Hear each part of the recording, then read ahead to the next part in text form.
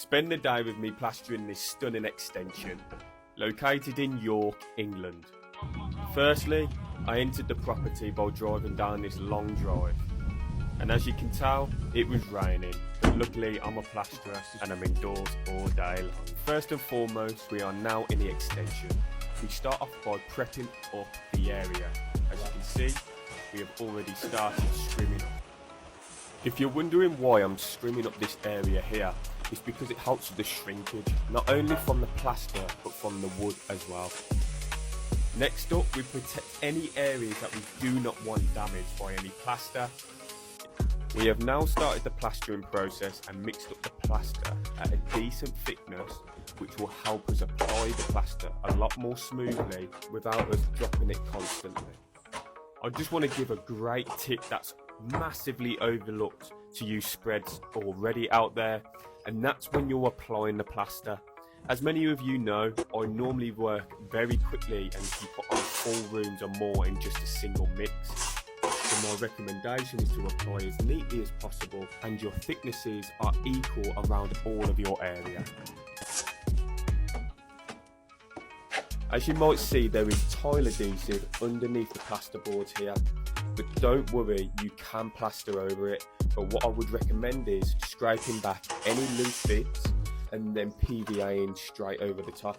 You could also bond or hardwall just to make it more level. Now we have finished applying all the plaster to the areas that are needed, it's now time to trowel up your first coat.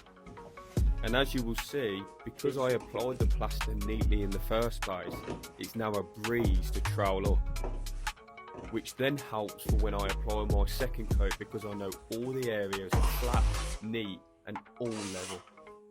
It's now time for our second coat. The consistency is more wet for the second coat, but that's because I've made the first coat as level and as flat as possible, leaving me a perfect flat canvas. I just want to know as well if any of you spreads out there prep up as much as I do and protect your areas, as I know some people will call this overkill, but I just think it looks more professional, it stays professional and it leaves a nice, tidy and neat job.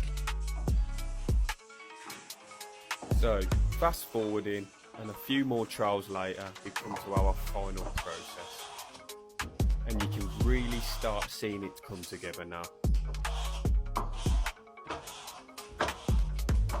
As you might have noticed, I have now changed the trowel I'm using for the finishing process.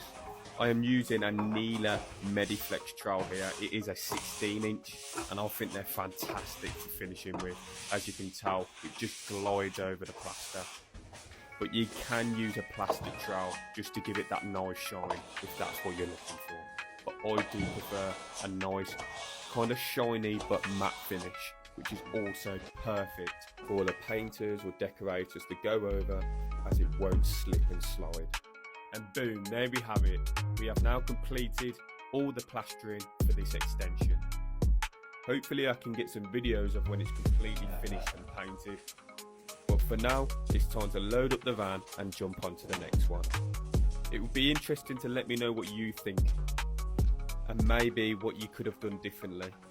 And again, if any of you need any advice or help or any tips and tricks, just send me a message and I'll get back to you when I'm available.